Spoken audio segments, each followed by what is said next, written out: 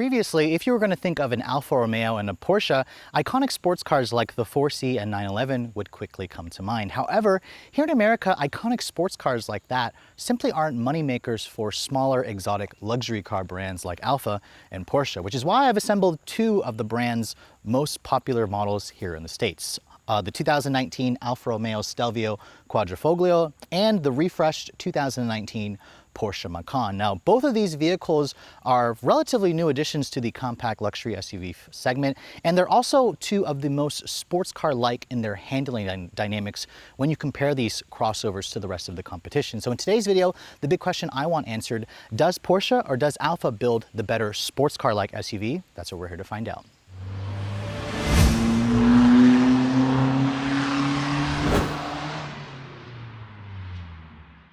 So the first thing that I want to address is the big 800-pound gorilla in the room. These two trim levels are not comparable because this one here is the fire-breathing 505 horsepower Quadrifoglio, and this right here is just a base engine Macan, just a regular old Macan, not a Macan S. And that's because Porsche doesn't actually give me press cars. I've managed to borrow this one from my local Porsche dealership because my Cayman is in the shop. So if you guys want to see more Porsche videos on this channel, do me a favor and please tweet Porsche North America and tell them please to send me press cars. I've been asking them for years and sadly I haven't had much luck. Now, I'm going to try my best to not do a direct comparison because obviously these two cars are very different in terms of their performance spec. So let's start with the exterior design of these two vehicles. Obviously, they look very different versus a lot of the Japanese and other German competitors in the segment. Let's first start with the Alfa Romeo. As I said before, this is the fire-breathing Quadrifoglio model, which has its own unique front fascia. And Alfa actually hasn't made any changes to the design of this car for 2019. There is a refreshed Stelvio coming for 2020. There are some camouflage mules driving around. The Quadrifoglio model has a slightly more aggressive front fascia. You have these high-performance bi-xenon headlights. That's what Alfa calls them as standard equipment. You have a very distinctive LED running light. You have an LED turn signals. No fog lights over here. Instead, you just get a much more deeper and functional air intake here in the lower front fascia. And you also have these functional heat extractors for the engine. Overall, the Alfa's design definitely stands out as being unique because of their signature triangular-shaped grille over there. Now, in contrast with the Macan has a much more conservative look to it, but it's also still distinctively Porsche. I mean, looking at this thing, you can definitely see the family resemblance. Unlike the Alfa, Porsche actually comes standard with LED headlights, full LED headlights with their signature 4-point LED daytime running light. You also have an LED turn signal down here. No fog lights on the Macan either. Instead, Porsche offers an optional black finished headlight with their adaptive swiveling function, which the Alfa, again, does not offer. Porsche also redesigned the front fascia for 2019. There are these new black accents here in the lower part, which make the car look a little bit more wide. If you guys will have to let me know in the comments below if you think the Alfa or if you think the Porsche looks more like a sports car.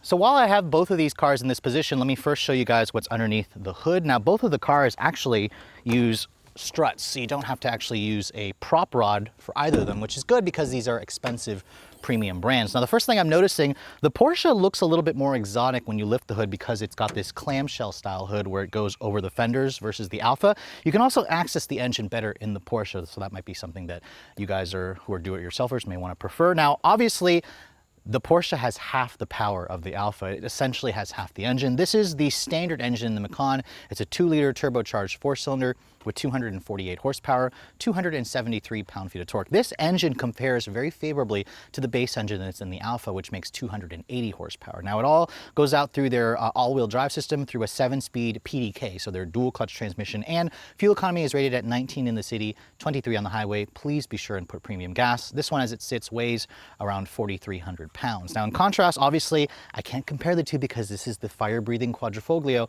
You have a Ferrari-derived 2.9-liter twin-turbocharged V6 with 505 horsepower and 443 pound-feet of torque. And this thing sounds amazing. I'll let you guys hear that really quick.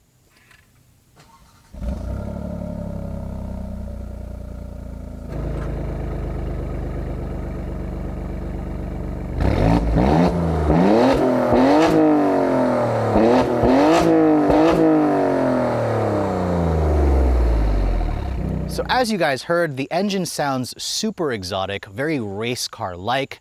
Don't even bother listening to the engine in the Porsche because they simply don't compare. Hopefully Porsche will send me a Macan Turbo at a later date where I can actually do a fair comparison between the two. Now this car actually surprisingly doesn't get worse or that much worse gas mileage versus this. 1723 on premium gas.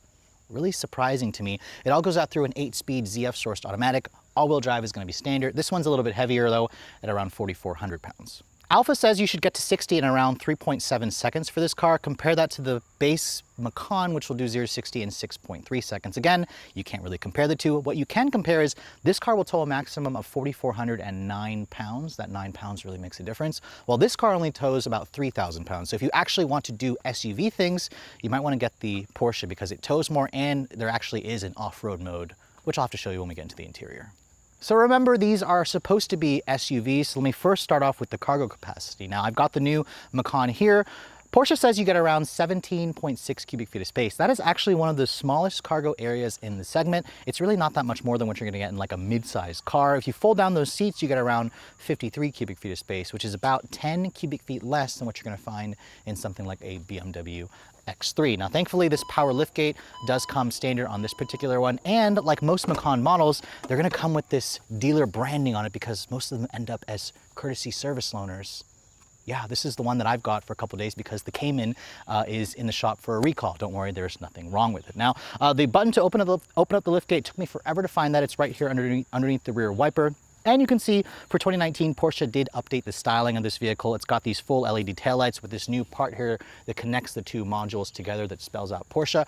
It resembles the Porsche Panamera, the Porsche Cayenne. And then down here, you can see this is the base model. So you just have these standard twin outlet exhausts. If you guys go for the sport exhaust, Porsche will replace that with a quad exhaust tip. And then you can take your pick between a silver or a black finish. Now, looking at the rest of the profile of the Macan, there are certain times where I'm looking at this thing and I think it's a hatchback. Because if you look at it, I'm 5'7". I can actually reach the roof of this vehicle fairly easy.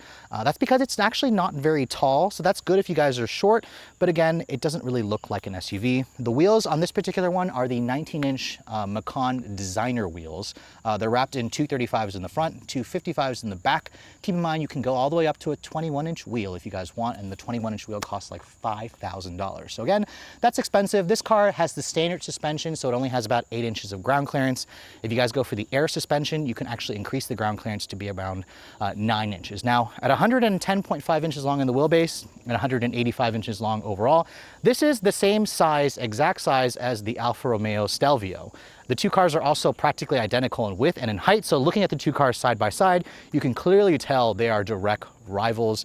Alfa basically had their sights set on this because this car came out in 2015. Now, in contrast, obviously this is the Quadrifoglio model. You can tell that from the 4-leaf clover there on the front fender. The wheels, these are basically the signature Alfa 5-hole 20-inch wheels. These are much bigger tires, 255s in the front, 285s in the back. These are summer performance tires. As you can see, high performance brakes. Don't worry, you can get stuff like this on the Macan if you guys wait for the upcoming GTS and upcoming turbo models. The wheelbase on the Alfa is slightly longer at 111 inches, and this is also slightly longer by like 0.5 inches, but the Alfa is actually an inch wider. You can tell again because this one is the Quadrifoglio model. Now at the back of this vehicle, you can see, I think the Alfa has a much more aggressive sports car-like design. It looks more like a hot hatch. I like the LED taillights. I like the quad exhaust, but again, you can get that on the Macan as well. I'll have to wait until I get a turbo model to test or something with a sport exhaust. And then the Alfa actually has more cargo space versus the Porsche. Opening up the cargo area here and you're looking at around 19 cubic feet of space with the seats up. Fold down those second row seats and you're gonna get around 56 cubic feet of space. So that, not that much more than the Porsche. I'd have to probably call it a tie because both have roughly the same amount of usable space. It is considerably smaller than most of the competition. So moving on to the interior, let me first start with the Alfa. And of course, for the signature door slam test, it sounds relatively solid. I expected a little bit better considering the price tag of this vehicle. Now, if you want to start it up, Alfa does a little button here to start the engine. Now, when you first start up the Stelvio, It doesn't really sound all that special because I had it in just the advanced efficiency mode. That's essentially the quietest setting. And I've also talked about this interior multiple times in my 2018 Stelvio video, so I'll leave a link in the description below. If you guys are looking to watch a full-length video of the interior, be sure to watch that video. So I'm going to just briefly touch base on the changes. Now, Alfa didn't really make any changes for 2019. The only thing that's basically standard is Apple CarPlay. They made Apple CarPlay standard equipment for 2018. I don't know why it's not showing up, sorry. It's broken. And my phone is plugged in and I'm trying to get the Apple CarPlay to show up. To access the Apple CarPlay, you basically just click the menu button here, scroll down over here, and voila, it shows up the Apple CarPlay. And I like the fact that the Apple CarPlay is taking up the entire 8.8-inch display. This itself is not a touchscreen, which is kind of frustrating because it could be a touchscreen. The rest of the infotainment system here, Alfa definitely needs to do some work with their infotainment system, because if you go to something like the navigation here, the embedded GPS, there's like a graininess, a coarseness to the pixels in the screen, which just look really cheap and they look very dated. This infotainment system in general just looks like a generation behind most of this car's European and even Japanese and American competition. So obviously I applaud Alfa for trying to do something different versus Uconnect, but if it's going to be different, it needs to be better. The rest of this interior, you can see my tester has the optional carbon fiber steering wheel. There's some genuine carbon fiber here. It's got some suede. It's got these lovely paddle shifters here, which are probably the best paddles in the industry. They're metal, they're huge, they actually stay in place so you don't lose sight of them when you're turning the wheel. Just a fantastic paddle shifter. My tester also has some real stitching on the dashboard here. There's more carbon fiber, real aluminum trim. Those of you who prefer more traditional gauges will like the fact that you just have a 7-inch screen here and then two traditional big round dials on your left and on your right side for the tach and the speedometer. Over here in the center stack, you can see there's dual zone climate control. I've got heated seats, 3-level heated seats, a heated steering wheel. Unfortunately, cooled seats are not available. I kind of think Alfa needs to throw that in, especially in this segment. There's a USB port over here, 2 more USB ports over there, cup holders there, and then your shifter over here. The backup camera also is surprisingly useless because the screen is so small. Alfa doesn't offer a 360 camera either, or any automatic parallel parking. So there's very lacking in the tech department for this car. My tester is also missing adaptive cruise control. If you want that, you're going to have to add in a driver assistance package. Now, thankfully, as a sports car, the seats are fantastic. I mean, check these seats out. Really big, aggressive bolsters. You can actually adjust this if you'd like to make this squeeze you or make it release you if you guys are a little bit wider. You even have a thigh extension over here. Really nice suede Alcantara with the black stitching, looks great. So overall, this cabin feels a little bit on the cozier side. It's relatively, nice in terms of most of the features. The glove compartment, let me show you guys that real quick, has a really small amount of storage. It's damped and it's lined with felt. So let's hop into the interior of the Porsche, because I think Alfa, has the right idea with the design, but the tech department really needs to be beefed up if they want to compete. So hopping into the inside of the Porsche Macan. Now the first thing I want to test, obviously the door sound. Let me take out the sunglasses and the wallet that's in the door pocket here. Let me try that one more time. Yeah, this sounds much more solid. It just has that typical bank vault-like slam that you get with a German car. Now, this one actually has the Porsche entry and drive. So there's a little knob over here that you twist on the left. And then the engine will start right up for you. Now, of course, you hear the traditional Porsche ding, and overall this interior just looks a lot more impressive. Now, if you guys are looking to see a much more in-depth video on this refreshed interior, be sure to click on the link in the description below. I'm gonna do a separate video of the Macan's interior because there's a lot to go over here. So I'm just gonna try to compress this into a smaller format because I don't want this video getting too long. Now, looking at the rest of this cabin, you can see Porsche updated it with an 11-inch display here in the center stack. That is bigger by almost 2 inches versus the Alfa, which is an 8.8-inch display. You can also see here, Porsche does a wireless Apple CarPlay, which is actually standard if you guys go for this Premium Plus package. It just looks, in general, much more expensive, much more appealing. Even though this car doesn't actually have the full leather interior, this one just has kind of this standard soft touch injection molded plastic. You can actually upgrade the leather to be stitched on the dashboard here, on this upper dash, on the center console here. This is actually the interior that has the 14-way power adjustable seats. You actually get 3-person memory on the driver and the passenger side. So the fact that they offer memory on the passenger side, huge advantage for Porsche. It kind of shows you this is a little bit more premium. The infotainment system in general is a touchscreen, which I genuinely love. Again, I'm going to touch base on this more in the actual separate video. The nav display, let me show you guys that. that looks way more crystal clear versus the Alfa. There's none of that cheap graininess, none of the coarseness. This looks like it is a current modern day infotainment system. And this is actually the same one that you're gonna get in a Porsche 911. The steering wheel here, you can see, it's also a power tilt telescopic adjustment. The Alfa's was a manual. You have an actual LED screen there, or LCD screen on the right side. The gauges haven't really changed much. They're very traditional Porsche. And then of course, if you guys love buttons, Porsche loves to do buttons over here. There's a crap ton of buttons. You can see there's heated and cooled seats, which is optional. Remember, it's a Porsche. This controls the 7-speed PDK transmission. And then when you put the vehicle into reverse, the backup camera itself looks a little bit more clear. I'm sad that it's not taking up the entire screen here, which would have been nice. But if you guys want a 360 camera, Porsche does offer that as a $1,200 option. So overall, the rest of this cabin, I really like the beige interior. I like the panoramic sunroof that comes with this premium package model. Lets in a lot of light. And then if you guys want to look at the glove compartment here, you can see it is bigger than the Alfa's. It's also damped and it's lined with felt. So overall, I think the Porsche's cabin feels more expensive, more high quality. It feels like it's easier to live with. And this is probably the reason why the Macan outsells that 2-to-1. Now the same story goes in the back seat of these two vehicles. Let me first start with the Porsche. The back seat, Porsche actually doesn't even rate the legroom back here, which is funny because they do rate the legroom in an Audi Q5, but overall I'm getting back here. The space is okay. There's a big, large hump right here, but it definitely feels tight. There is a nice panoramic sunroof that lets in a lot of light, but let me hop into the Alfa really quick and see how that compares space-wise.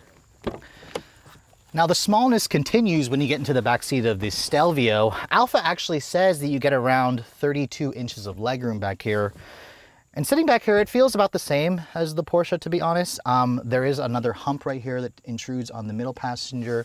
The seats themselves, they are a little bit more interesting to look at with the different textures and colors, but that's because this is the Quadrifoglio. Above me, there is no sunroof. Alfa doesn't offer at least a pano sunroof like Porsche does, so it's a little bit more dark. But again, if you guys are looking for bigger back seats, be sure to check out the competition. So to start things off, I'm going to first drive the Porsche because let's face it, the Alfa has roughly twice the power of this car. If I drive the Alfa, I'm just going to complain that the Porsche is too slow. Now, of course, I can't actually directly compare the two because I don't have the right Macan to drive, but the bones of this vehicle are very good, and that's kind of the whole point of this video. I want to talk about which one of these feels sportier to drive right off the bat. And I have to say, for a base engine car in the Macan, it actually makes a farting noise. I wasn't expecting the farting noise. This thing has the character of the last GTI that I drove, but it's been refined. It's a little bit more mature. The engine itself doesn't howl the way a Porsche engine should, but if you've never driven a Porsche before and you're coming from like a Honda CR-V or, you know, a Toyota RAV4 or even like a Mazda CX-5, this is going to feel a little bit more special. Now, 0 to 60 time, Porsche says 6.3 seconds. It feels about right for me. It's perfectly acceptable for a base engine, but this is a Porsche, and acceptable is not, you know, what you want. Which is why the Macan S exists. I really can't wait to drive one of those. It has an extra 100 horsepower.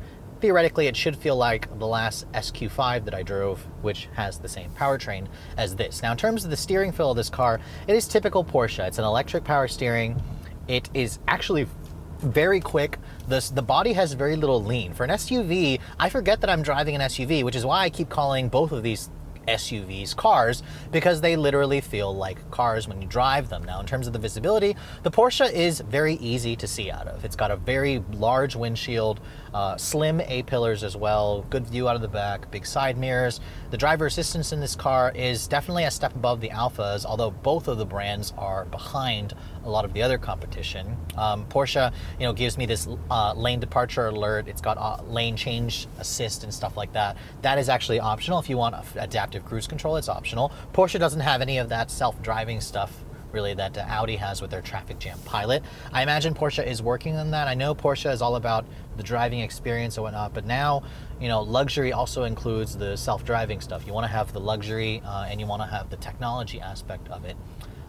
And that's where Porsche needs to play a little bit more catch-up. Now, in terms of the ride quality, I'd also say that this has the softer ride quality, but that's not really fair compared to the Alfa, because the Alfa has bigger set of 20-inch wheels. It's got a stiffer tuned suspension. God, for a base engine, this thing really hauls. It really gets going once you push the engine past $4 grand. Back to the ride quality, it is actually a softer ride than I expected. I'll have to try this car out with, you know, the bigger 21-inch wheels, the sport chrono package, the sport suspension that you can get and whatnot on the higher trims. So it's not exactly a direct apples to apples comparison, obviously. I do like the seats in this car. They don't hug me quite as much as they do in the Alfa, but I will say that they feel more comfortable. The leather also feels a little bit nicer. I don't care for the Alcantara as much in the Alfa. Alcantara just shows wear very quickly. And then of course you can also option in the 18-way seats if you guys want to be able to adjust the bolsters, like the Alfa gives you those super aggressive bolsters. So, I mean, overall the Porsche has a very pleasant driving feel. It's a car that feels a little bit more easier to live with. It's still got its sporting potentials, but they're a little muted in this base engine. But let's hop into the Alfa behind me and we can try to see how that one feels, if it feels more like a race car or whatnot. So hopping back into the Alfa Romeo Stelvio, it's been about a year since I drove this car last, and I have to say, I remember every bit of this car. It kind of reminds me of that hot Italian person that you met at the bar with their enticing accent, their really intriguing personality. Everything about this car just exudes sex appeal, and it's not something that you get really in the Porsche quite as much, at least not that base version. I need to wait until I drive the full performance turbo versions of this car. But the one thing about this car that I had a complaint about last year was the fact that I can't turn on the loud exhaust mode in just the dynamic mode. I mean, yes, the exhaust is a little bit louder in dynamic, but you've got to kick it over to race, which turns off the stability control and the forward collision warning. You've got to basically either turn off all the nannies to hear the noise or leave the nannies on, and then you get to hear the noise, or then you don't get the noise. But when you do turn off the nannies,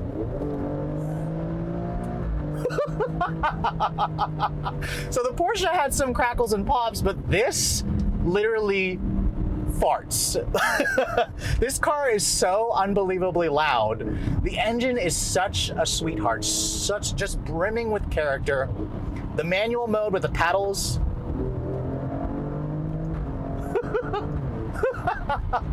I would never get tired of doing that. And this car, as I said earlier, has like the best paddles in the industry with how big they are, how they basically stay right there on the steering column. Now, the one thing I am noticing, the ride quality is very rough. I mean, just stepping out of the Porsche, this car feels like I'm driving a race car. It's just very bouncy. Now, thankfully, I can push this little suspension button here. It puts the damper into a mid setting, so it's not quite as firm, or it'll also go into a comfort setting if I put it into dynamic. It does make the ride a little bit better. If you go into just normal here and then just cruise along in normal, the ride quality is actually pretty agreeable. It's not as stiff and bumpy and jarring as the full race mode is, which is what I expected. This in race mode, this car literally feels like a race car, a sports car from time to time. Now, the one thing about this car though is, if you're gonna just daily drive it, Alfa did a really good job with the overall tuning. The car stays relatively quiet. When the exhaust baffles are closed, it actually just feels like I'm driving an SUV or a hot hatch that sits up a little bit higher. Visibility in here is not quite as good as the Porsche because you've got thicker pillars over here. The side mirrors are a little bit larger than the Porsche. This car does have blind spot monitoring. It has forward collision warning, but no adaptive cruise control. Neither of the cars have adaptive cruise control, which is frustrating considering the price of these cars. You just have to pay extra for stuff like that constantly. Even in normal, the exhaust will still pop and crackle, and the 8-speed auto in this car, it honestly shifts almost as fast as the PDK in the Porsche. It's the ZF 8-speed, one of the best transmissions in the business. This car itself, the steering is what really sets it apart. It is so lightning fast. It's a little darty, actually. Those of you who don't like your steering to be this, fast, you're not going to particularly like this car's steering. It's just too much precision. Like the Porsche's is fast and good, but it's not quite as darty, where this car can make you feel a little uneasy if you're not used to how fast it is. But let's take this off ramp here. SUV with summer tires, remember? Wow. I didn't think I could take corners like this in an SUV. This is insane. Listen to that engine.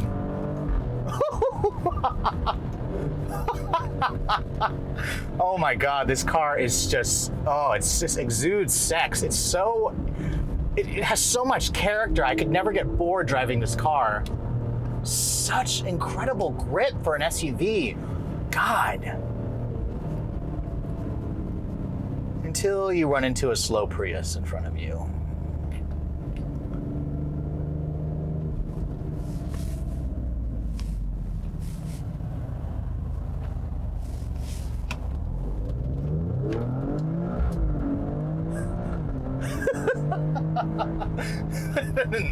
The noise.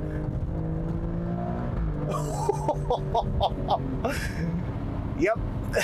The Alfa is definitely the one that feels more like a sports car, but it should, because this is the Quadrifoglio model. The bones of the Porsche are good. They show potential. This car itself feels like it's a little bit more of a pain to live with on a daily basis, just because the visibility is not as good. It feels a little bit more cramped in here. The interior is a letdown. That infotainment system could be a deal breaker for me. I don't love it, even though it has Apple Carplay and Android Auto as standard for 2019. The rest of it just kind of looks like it's a generation behind. It really detracts from an otherwise excellent chassis, amazing steering, amazing engine. But it's just something to keep in mind when you drive the Alfa and the Porsche back to back.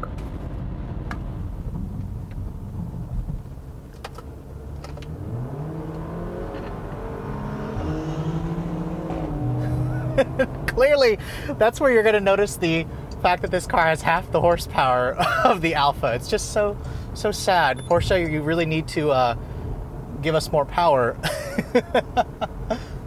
The one thing that really impresses me about the Alfa is also the way it looks. It's just a car that kind of resembles a hot hatch from a lot of angles. Even the base model for it. I mean, sure, the Quadrifoglio is a little bit wider. It's got bigger wheels and tires. Oh, God, that sounds really good. I'm jealous. Porsche needs to hurry up and come out with their Turbo S model for the Macan.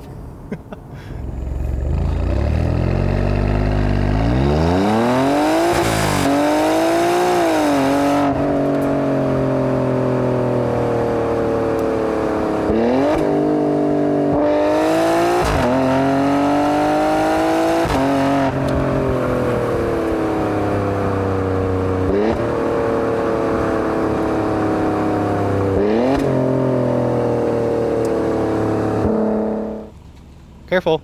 I just almost slipped. I got that on camera too.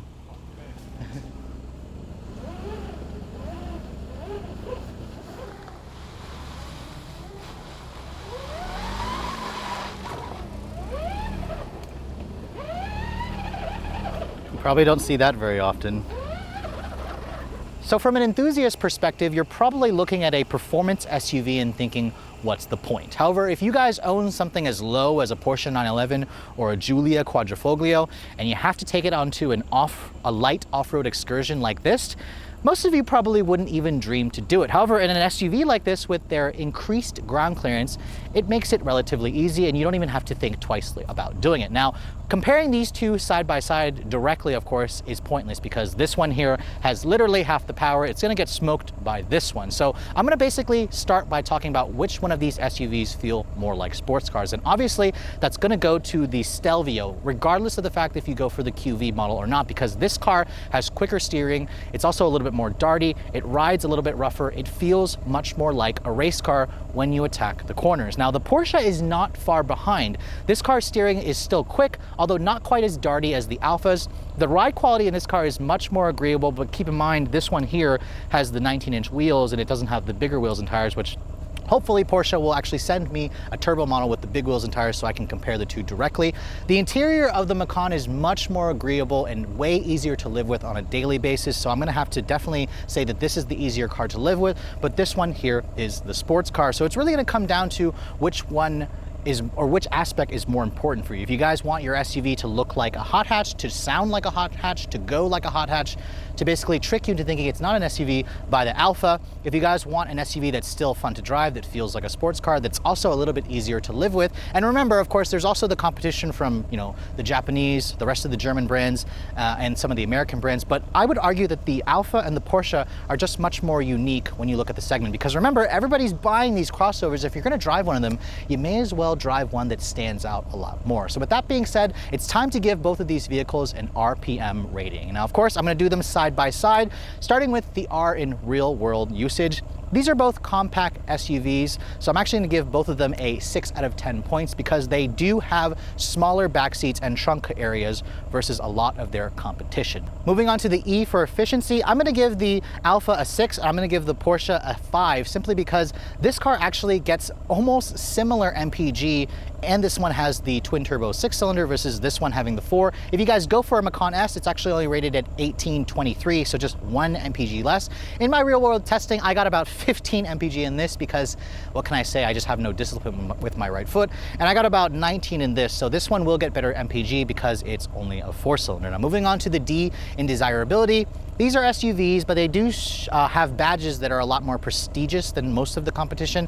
I'm gonna give the Macan a 6 out of 10, and I'm gonna give the Alfa a 7 out of 10, simply because it's an Alfa. You don't see very many of these out on the road, especially if you guys come across the Quadrifoglio model. Now moving on to the L for longevity, this is where honestly, both of these brands are not known for stellar reliability. Porsche is better known for build quality though, so I'm gonna give the Macan a slightly higher rating. The Macan's gonna get a 6 out of 10 for longevity because even though Porsches aren't known for their reliability, this car is very solidly built. It comes with a great warranty, and most of you who buy these are gonna lease it. The Alfa, I'm gonna give this a 4 out of 10 because let's face it, Alfa Romeo is not known for their stellar build quality. This one here has roughly almost 10,000 miles on it. There's a couple of squeaks and rattles. There was a couple of things that I noticed were with a few warning lights that would come on, but if you're gonna get one of these, I highly recommend leasing it and just giving it back to Alfa when the warranty is over. Now moving on to the I for innovation, I'm gonna give the Macan a 7 out of 10 points simply because I do like the refreshed interior. It just looks much more impressive with that infotainment screen. Porsche also gives you way more in terms of features and the interior quality,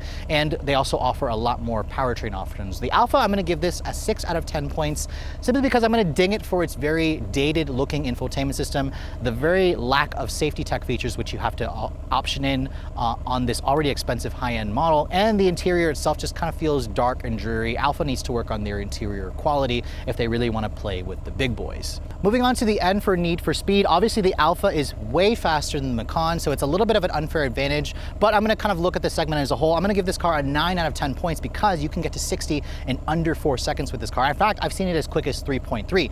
The Macan also isn't exactly slow, 0 to 60 in 6.3 seconds, so I'm going to give this a 6 out of 10 points. Granted, if I had the Macan S, I'd probably give it a 7 out of 10 points, and if we went on to the GTS and the Turbo, it would get closer to the number of this car. And then of course the last E for expense, I'm going to give the Alfa a 5 out of 10 points because it is less expensive than the Porsche and Alfas in general. This car starts at around $40,000, which is right in line with the competition. This one here is stickered for around $84,000, although it's missing the driver assistance tech. Now Porsches, they're not known for their value, so I'm going to give this car a 4 out of 10 points because the Macan is one of the most expensive offerings. It starts at $49,000. This one here stickers for around $63,000, and it's a lightly optioned car. When I went to Porsche's site, I built one that had basically every option, and it was the base model. You can get this car to be literally over $90,000, so almost twice the price of the base MSRP because Porsche offers so many options. Now add that all up and you get 42 out of 70 points for the Alfa and 41 out of 70 points for the Macan. Now granted, obviously it means that the Alfa is going to win,